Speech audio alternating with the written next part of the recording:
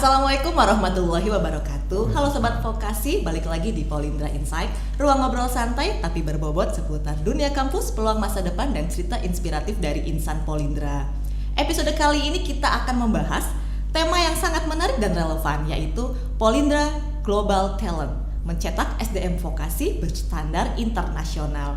Dan hari ini menjadi suatu kehormatan bagi Polindra Insight karena telah hadir bersama kita Bapak Yudil Chatim atas Dikbudristek KBRI Beijing periode 2022-2026.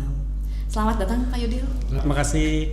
Apa kabarnya hari ini Pak? Alhamdulillah baik. Pak, kita kedua kalinya ya gitu ya hadir di Polindra. Iya deh. Waktu itu tahun 2024. Sekarang saya harus ingat dulu nanti supaya yang ketiga nanti jangan malu nanti. Bapak memberikan kuliah umum 2024 ya. Iya, di lantai 7 Pak. Lantai 7 ya. Di ISJ. Sehat selalu ya Pak ya. Alhamdulillah. Terima kasih. Dan tentu saja sudah hadir bersama kita Bapak Rofan Aziz STMT, Direktur Politeknik Negeri Indramayu. Bapak apa kabar? Alhamdulillah baik Mbak. Terima kasih ya Pak sudah hadir di Polindra Insight. Baik Pak Yudil, dari pengalaman Bapak selama bertugas di Beijing, bagaimana Bapak melihat posisi SDM vokasi Indonesia di tingkat global saat ini? Terima kasih banyak nih Mbak Fitri. Ya terus terang ya, saya memang di China itu kan menjadi Adikbud tahun 2022 akhir ya, sampai 2026 awal. Nah, tapi memang sebelumnya saya pernah kuliah juga di China, waktu itu di Wuhan 7 tahun saya di sana. Jadi ditambah 3 tahun jadinya 10 tahun. Nah, awalnya saya memang enggak terlalu bahwa vokasi ini kayak apa sih? Karena waktu itu kan saya waktu kuliah kan saya masih di pendidikan non formal ya, masih di PLS lah, pendidikan luar sekolah. Begitu saya menjadi Adikbud dan saya bertemu dengan berbagai mitra di China, dan saya melihat perkembangan China ini luar biasa. Dan begitu saya cari data-datanya di media, di sumber-sumber rujukan, ternyata China itu dulu Human Development Index-nya tahun 95 itu pernah berada 7 peringkat di bawah Indonesia. Jadi Indonesia waktu itu peringkat 104 tahun 95 ya. China itu 111. 7 peringkat di bawah Indonesia. Begitu saya lihat penduduknya waktu itu 1,3 miliar. Oh, pantas dong. Indonesia hanya 200 sekian juta, 270-an, China 1,4. Jadi saya pikir wah wajar lah Indonesia lebih unggul. Tapi kok sekarang kayaknya kok tahun 2006 saya ke sana, sekarang tahun 2022 saya ke sana, kok kayaknya Cina beda ya gitu. Perkembangannya. Saya tahun 2006 itu dulu waktu kuliah kayaknya Cina juga masih agak-agak gimana gitu.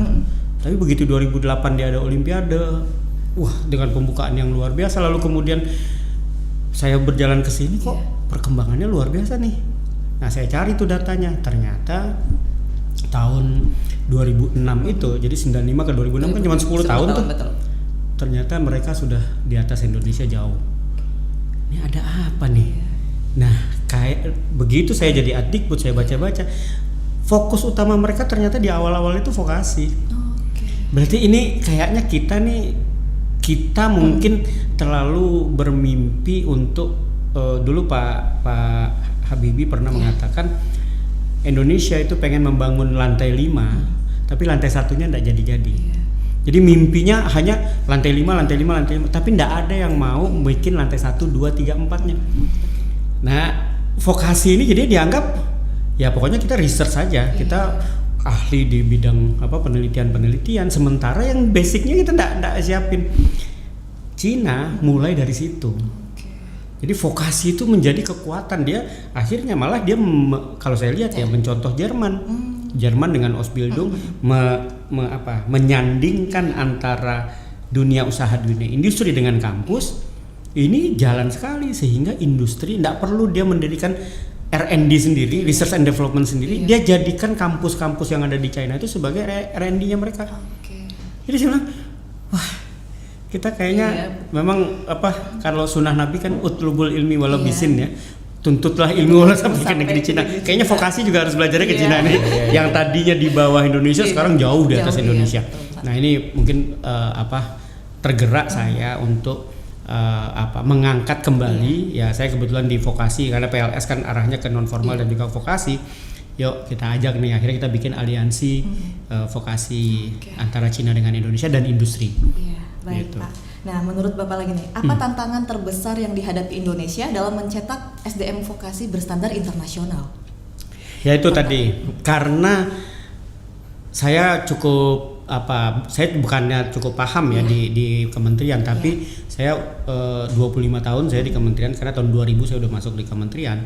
Saya melihat ada benang merah yang saya bandingkan dengan China, yang di China itu kampus itu dimintai pertanggungjawaban, dimintai garansi atau jaminan terhadap produknya. Jadi Polindra 3 tahun nih, itu alumninya itu tanggung jawabnya pabrik nih. Pabriknya si alumni Polindra ini kan Polindra kan. Saya juga lah alumni salah satu kampus besar di Indonesia gitu, yang katanya nomor 1 gitu ya.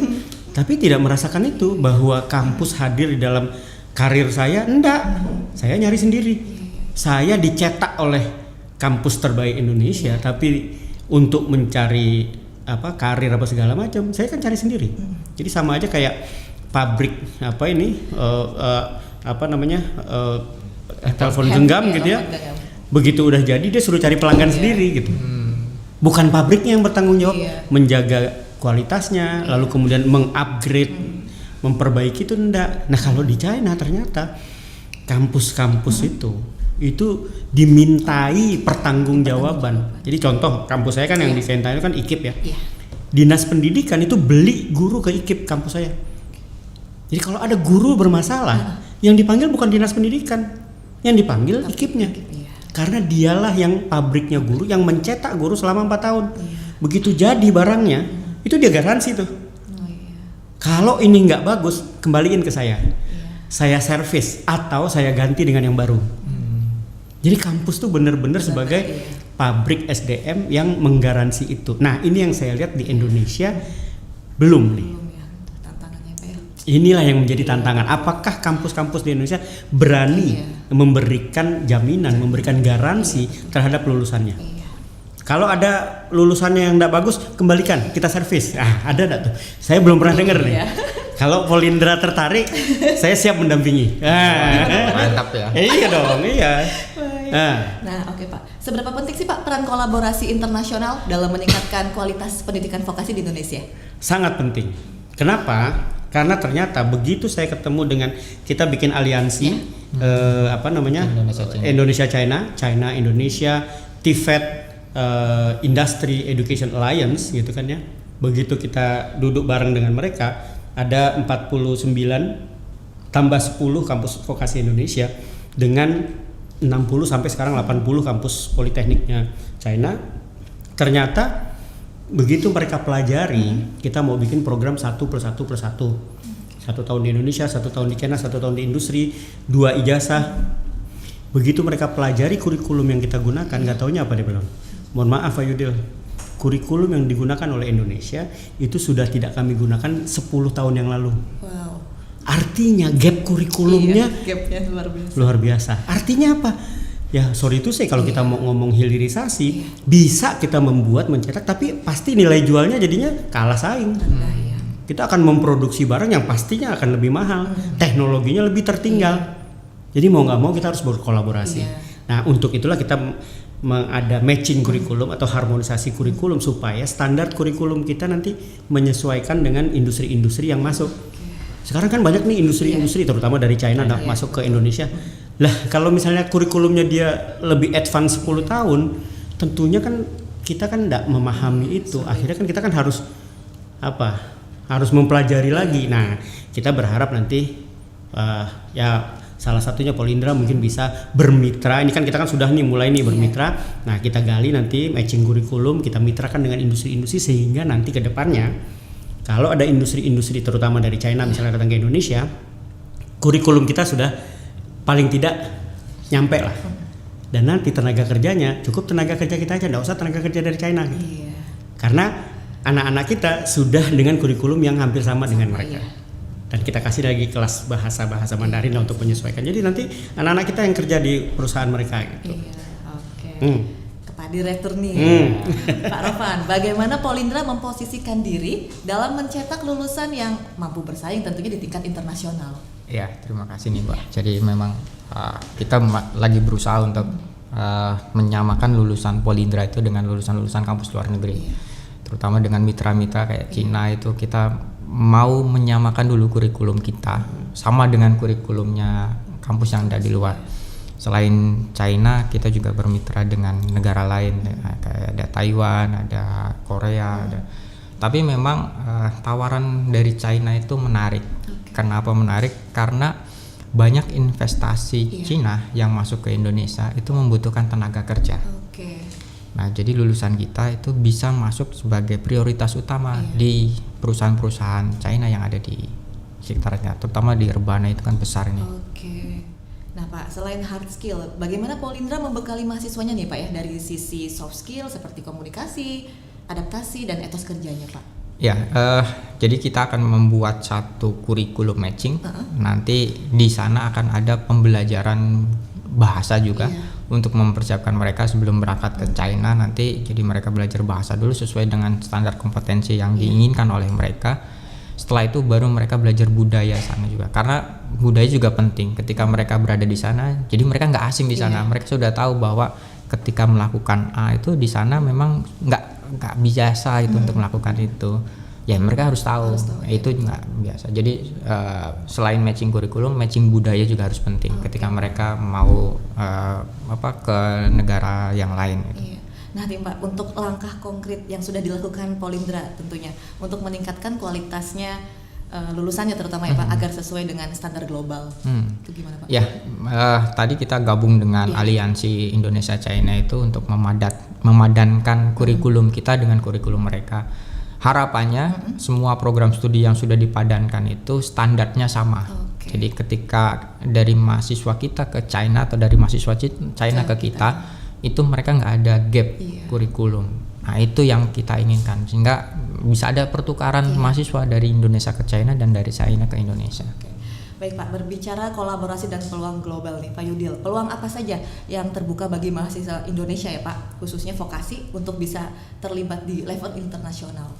Ya sekarang sudah banyak terbuka. Sekarang sudah mulai mahasiswa-mahasiswa kita dari Politeknik Negeri Jakarta, Politeknik Sriwijaya, Politeknik Negeri Padang, ya Polman Bandung ya, untuk bidang otomotif itu udah. Lalu Politeknik Negeri Jember ya, Politeknik Negeri Bali itu. Nah Jember tuh tentang pertanian, Bali tentang pariwisata, perhotelan apa segala macam. Itu udah kita mulai. Terutama yang saya tahu ya dengan China ya, kita buatkan program U2UB, University to University and Business.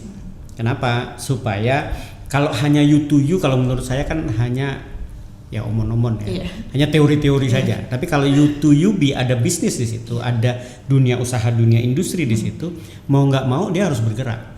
Karena orang bisnis tuh kalau ditanya kapan selesainya, kemarin. Bukannya 2 minggu atau 3 minggu lagi, harusnya kemarin. Jadi dia nggak mau tahu, dia inovasi baru itu harus muncul terus. Nah jadi kita minta supaya kampus dari China mendampingi kampus dari Indonesia dan mereka bersedia ya dengan tadi ada matching kurikulum ya, ada harmonisasi kurikulum yang matching dengan dunia industrinya mereka. Nah U2UB-nya ini awalnya sebenarnya industrinya mereka yang di sana, tapi lambat laun kita sudah mengundang industri-industri China yang memang sudah berinvestasi di Indonesia. Nah jadi kita berharap nanti istilahnya uangnya dari mereka gitu ya, industrinya dari mereka, teknologinya dari mereka, tapi SDM-nya dari Indonesia. Karena kenapa tadi sudah ada matching kurikulum, sudah ada kerjasama dengan industri. Sekarang kayak contoh misalnya ada industri alat berat gitu ya, itu sudah menginvestasikan alat-alatnya dan pelatihan dan sertifikasinya di beberapa politeknik tadi itu udah 5 kampus tuh. Nah itu for free dia kasih. Jadi pelatihan, pendampingan apa segala macam dan tadi matching kurikulumnya dia kaitkan, dia sandingkan dengan kampus-kampus di China sehingga itu udah mulai berjalan. Kemarin kita tahun lalu 26 silabus ya. 26 28 26. Itu kemarin di UGM Jogja juga lah diserahkan tuh. Jadi itu sudah disamaratakan sehingga nanti lambat laun kurikulum kita yang tertinggal tadi itu mudah-mudahan nanti mendekati ya. Nah ini yang kita harapkan dan itu sudah kita mulai, sudah kita jalanin. Mudah-mudahan nanti ini berkembang tidak hanya dengan China, mungkin dengan kayak keperawatan, caregiver dengan Arab Saudi kita banyak ya. Dengan Jepang, Korea ya. Ini kita kita optimalkan. Apalagi kan sekarang Arab Saudi kan Indonesia kan lagi mau buka kampung Indonesia kan Iya, di iya. Madinah di Mekah. Iya. Caregivernya dari Indramayu lah. Iya, semoga. Tapi yang sudah tersertifikasi Iya. gitu. Tuh, Perawatnya dari Indramayu gitu Iya. ya. tuh pelopornya lah. Iya, Propornya Pak, siap, luar siap. biasa. Baik Pak Direktur, belum lama ini kan Bapak melakukan kunjungan ke Korea ya Pak, Iya, iya. dalam rangka kerjasama dengan perguruan Iya. tinggi yang ada di sana. Bisa diceritakan nggak sih Pak sedikit di spill apa bentuk kerjasama yang dijalin dan peluang apa aja yang bisa dimanfaatkan khususnya mahasiswa Polindra? Iya, ya. Kemarin saya berkunjung ke 6 perguruan tinggi. Yang paling top itu di Korea University, itu Oke. top pertamanya universitas di Korea. Dia mau memberikan fasilitas untuk lulusan-lulusan dari politeknik atau dosen-dosen politeknik yang mau ke Korea untuk melanjutkan. Yang menarik adalah mereka akan melingkan lulusan kita dengan industri yang ada di sana. Oke. Jadi mereka jamin ketika 2+2 tadi 2 tahun di kita, 2 tahun di sana, lulus sarjana di sana, setelah 2 tahun mereka akan berikan PR. Oke. Jadi mereka akan jadi pegawai tetap di perusahaan yang ada di Korea. Luar biasa. Nah, kalau memungkinkan mereka akan pulang untuk di perusahaan-perusahaan Korea yang ada di Indonesia ke depannya. Seperti itu. Baik Pak, selain Korea nih Pak, apakah saat ini sudah ada atau sedang direncanakan kerjasama internasional lainnya yang melibatkan Polindra? Ya, pertama tadi China. Ya. China sudah bekerja sama banyak dengan mereka. Ke Jepang kita juga fokuskan untuk tenaga kerja kita ke sana. Jadi nanti ada kelas Jepang, kelas Korea, kelas Arab Saudi, kelas Biasa China sekali. untuk di Polindra. Kuliahnya di Polindra, tapi nanti kerjanya di luar negeri langsung. Oke, luar biasa. Baik, teman-teman nanti kita jeda iklan terlebih dahulu. Tetap di Polindra Insight.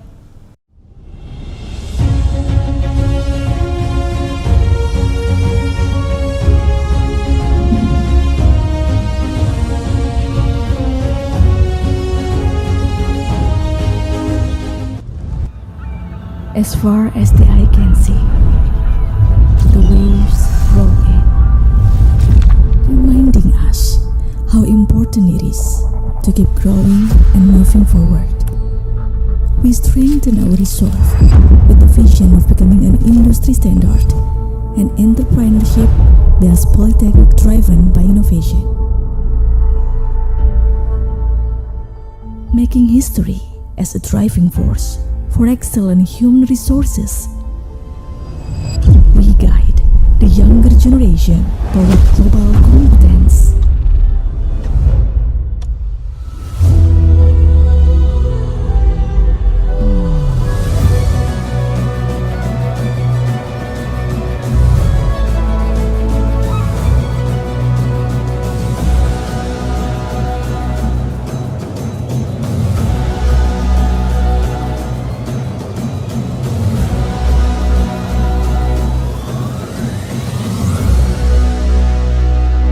Welcome to Indramayu State Polytechnic.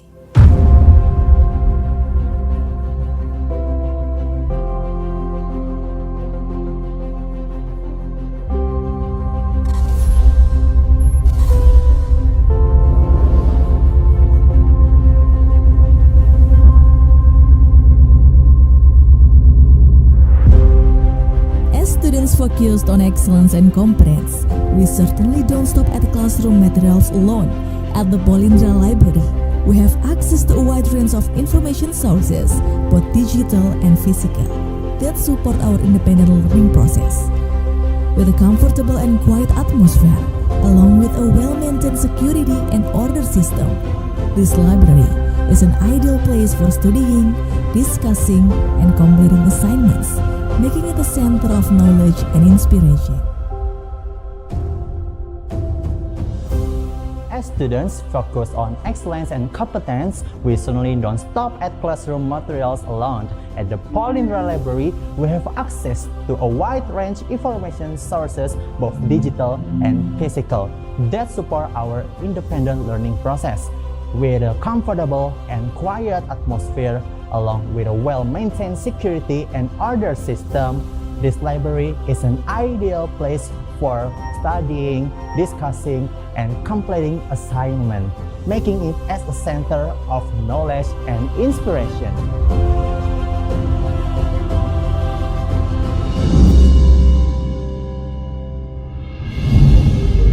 Bring your creativity to life in the world of precision and innovation.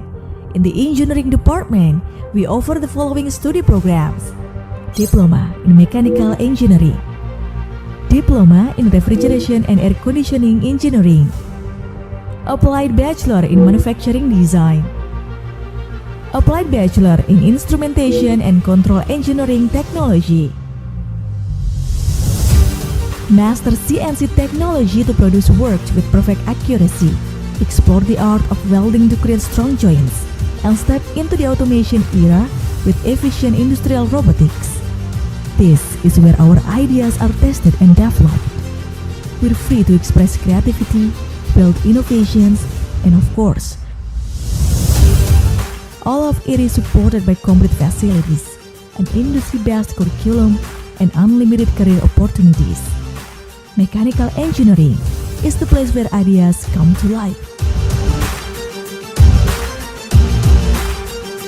As the industrial world continues to evolve with technology, Polindra recognizes the importance of change. We are not only committed to producing adaptive experts, but also proud to offer the Department of Refrigeration and Air Conditioning Engineering equipped with industry standard facilities. Here, students gain hands-on experience in the commercial refrigeration laboratory, complete with modern cooling system. We also respond to the challenges of Industry 4.0 through the Instrumentation and Control Engineering program, the backbone of modern industrial automation. Here, student master PLC programming, precision instrument calibration, designing intelligent control systems for smart factories. Combine this industry curriculum, modern facilities, and practical innovation to product globally competitive graduates, ready to face the challenge of Industrial 4.0.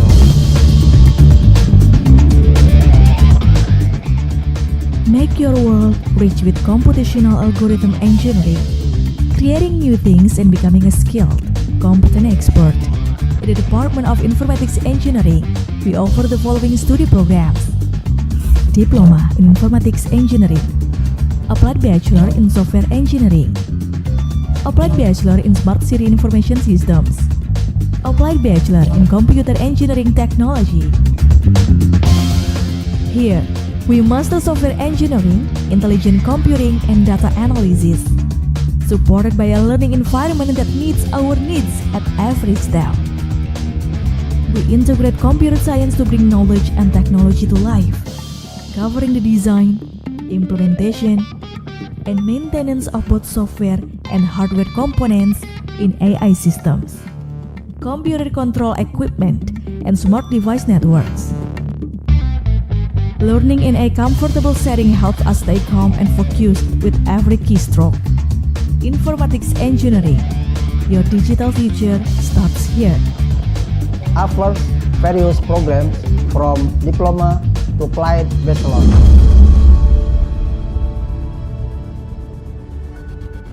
Not just nurses, but the future of healthcare solutions. Now, we are in the health department with the following study programs: Diploma in Nursing, Applied Bachelor in Biomedical Engineering Technology, Applied Bachelor in Medical Laboratory Technology,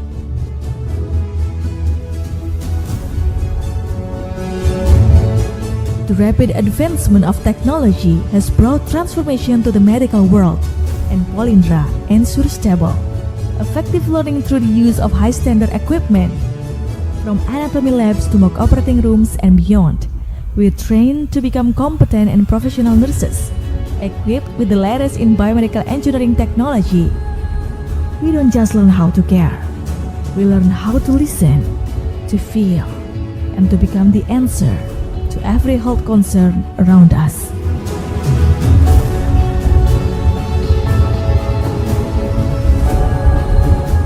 Polindra shapes us not only with stethoscopes and syringes, but also with sincere hearts and sharp minds. Because being a nurse means being a pillar of public health. Ready to step in when needed most and turning challenges into hope. From villages to cities, from today into the future. So when will you start? Come and join us. Polindra emerges as the answer to this challenge, producing graduates who not only master technical skills but also possess a deep dedication to serving society.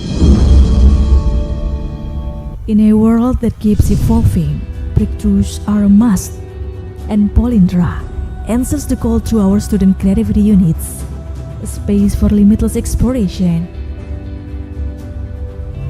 From robotics, journalism, karate,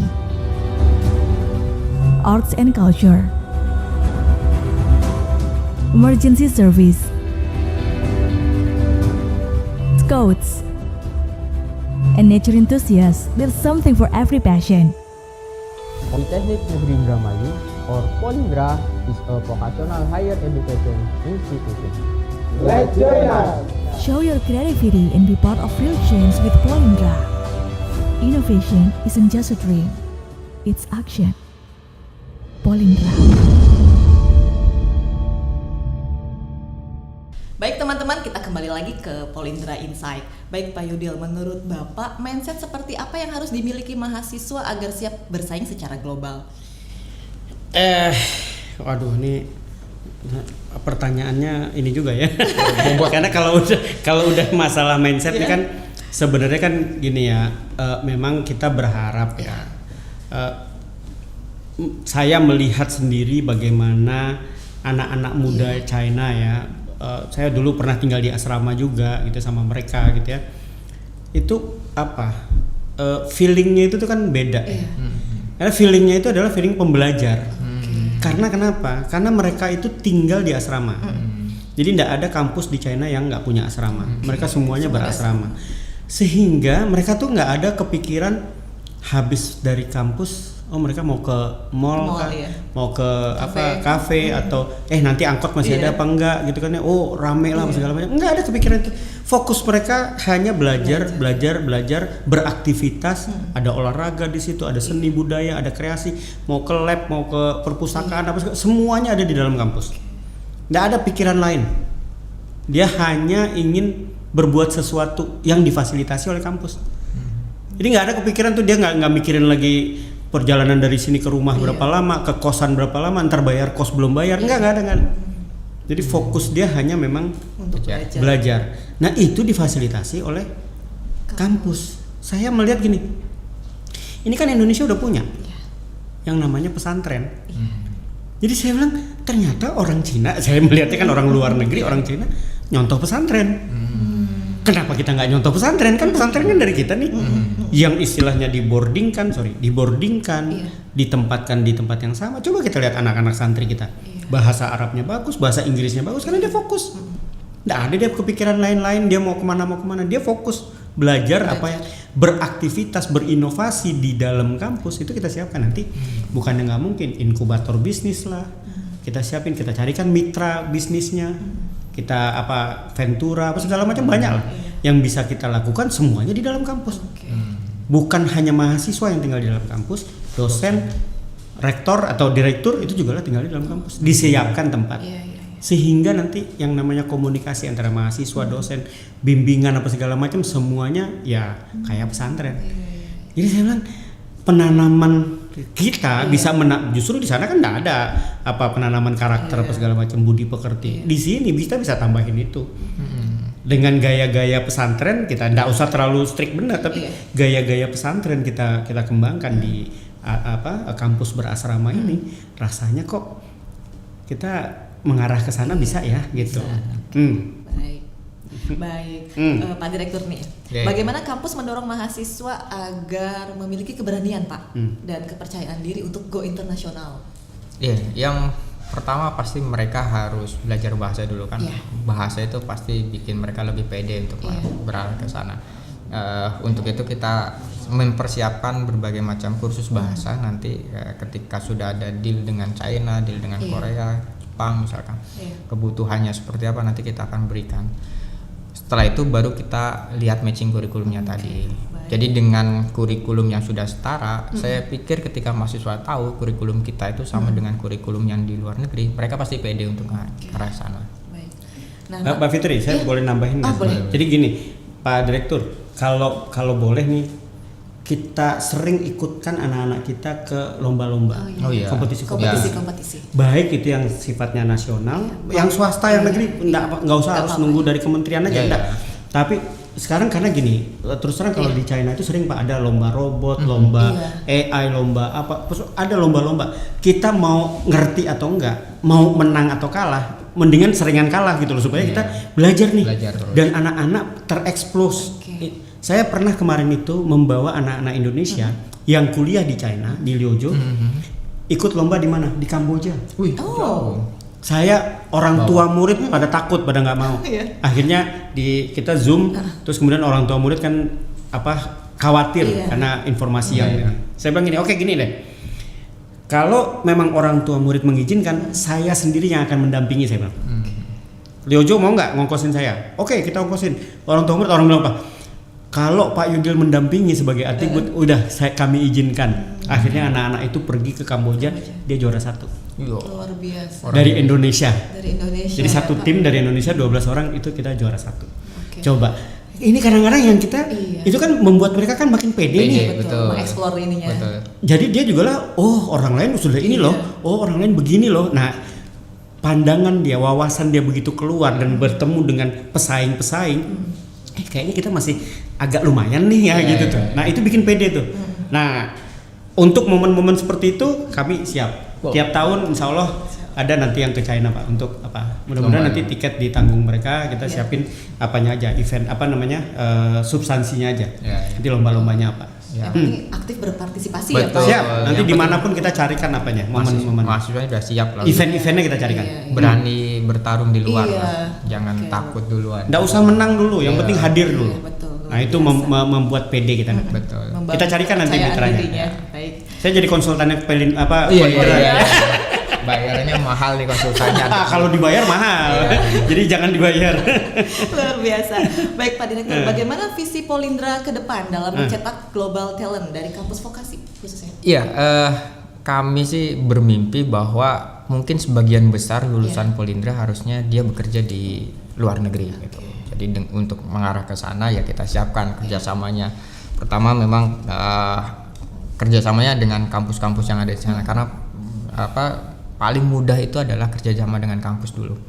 Kalau mereka langsung kerja kan mungkin kurikulumnya akan berbeda. Dengan adanya persiapan dulu mereka kerja di sana, kuliah di sana, untuk kerja di sana itu kan lebih mudah. Saya sih targetnya karena Indramayu itu kan orang-orangnya siap, mentalnya itu siap untuk keluar negeri.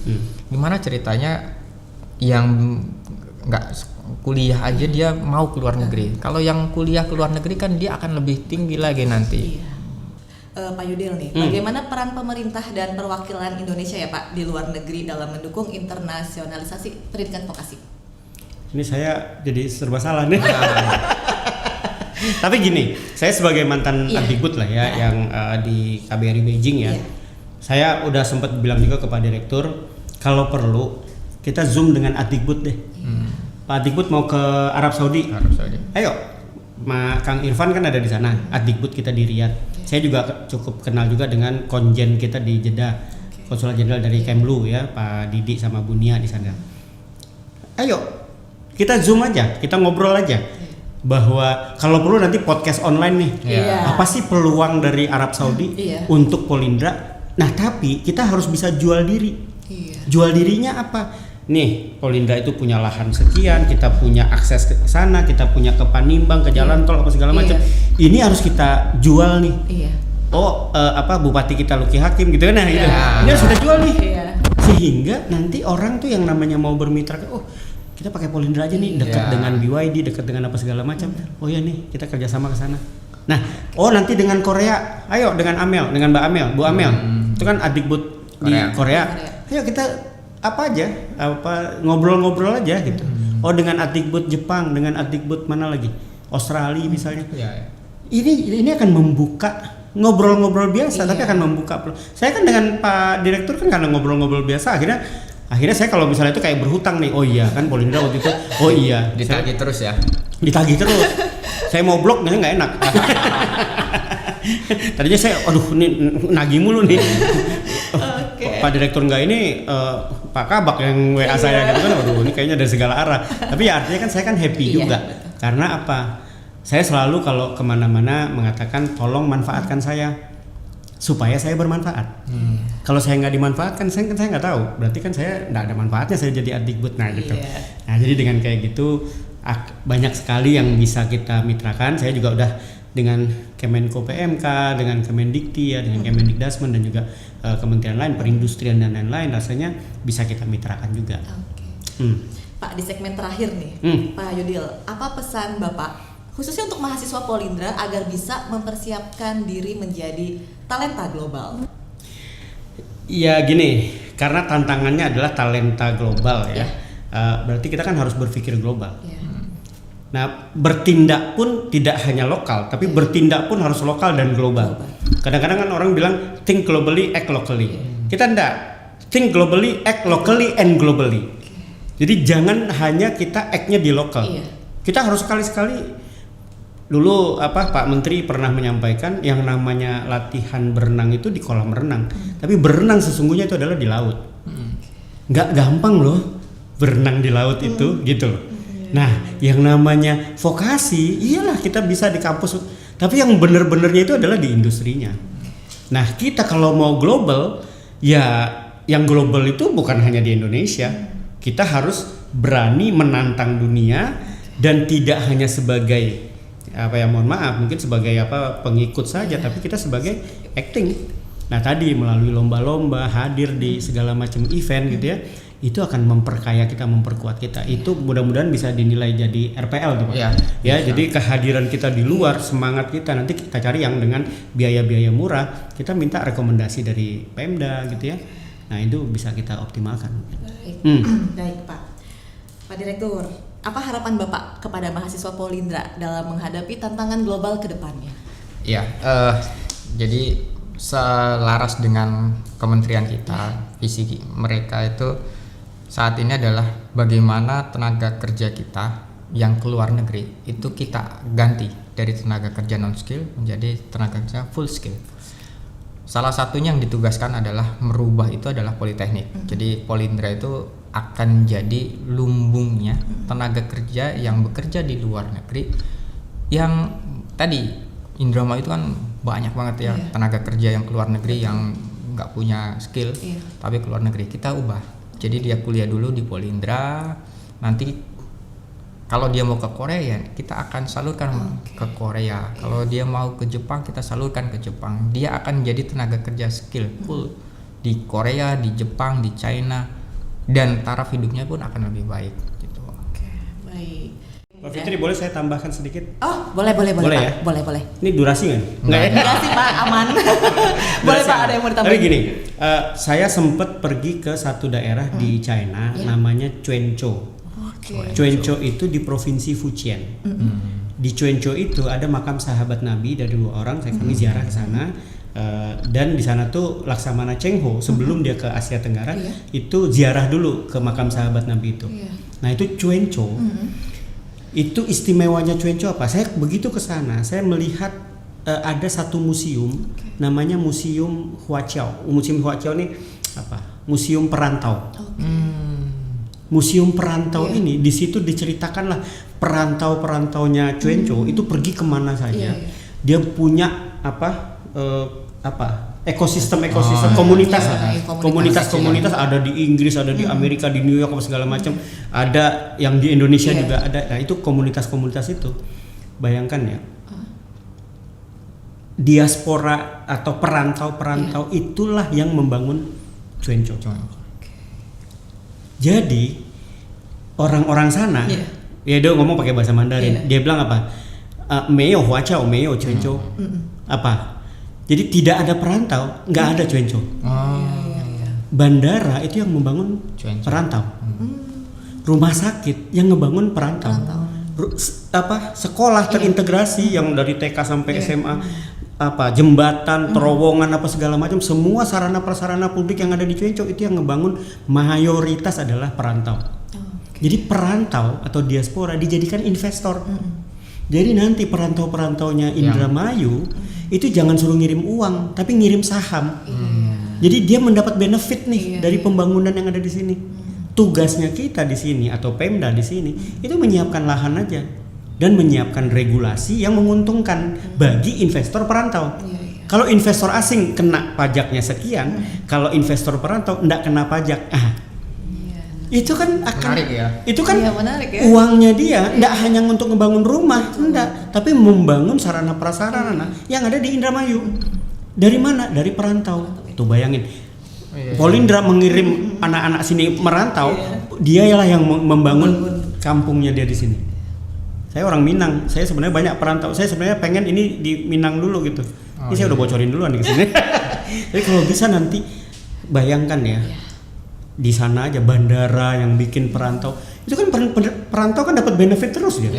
Dia kan dapat dividen dari hasil apanya itu. Investasinya dia. Jadi nggak hilang uangnya, bertambah malah. Iya, iya. Jadi orang sini makin senang kalau banyak yang merantau, orang yang merantau pun makin senang banyak ngirimin uang ke sini. Nah ini jadi nanti Polindra sebagai apa? Syukur-syukur menjadi universitas ya, syukur-syukur ya. Nah, jadi bisa memperkaya itu dan menguatkan itu dan membekali calon-calon perantau ini untuk kita kirimkan keluar dan nantinya membangun desanya, membangun kabupatennya. Ini harusnya Pak Bupati juga ikutan. Nanti kita akan coba ya Pak. Kita undang nanti asosiasi perantau, Iya. kita kuatkan bagaimana perantau ini di manage dengan baik, dengan rapi, dengan transparan, clear gitu ya supaya tidak ada kecurigaan lah. Nah ini saya rasa kekuatan Polindra jadi bahan utama untuk pembangunannya Indramayu nanti. Nah, Luar biasa. itu mungkin Mbak Fitri, sorry. Ya, nggak apa-apa Pak. Oke baik. Luar biasa sekali ya perbincangan kita siang ini. Pak Yudil terima kasih banyak ya. Makasih Mbak Fitri. Sudah hadir dan berkesempatan berbagi insight di Polindra Insight juga. Pak Direktur juga terima kasih atas waktunya. Semoga perbincangan ini bisa membuka wawasan dan memotivasi Sobat Polindra khususnya untuk terus berkembang, meningkatkan kompetensi dan siap bersaing di tingkat internasional. Saya Fitri Zen pamit undur diri, sampai jumpa lagi di episode berikutnya. Sampai jumpa. Sampai jumpa. Terima kasih.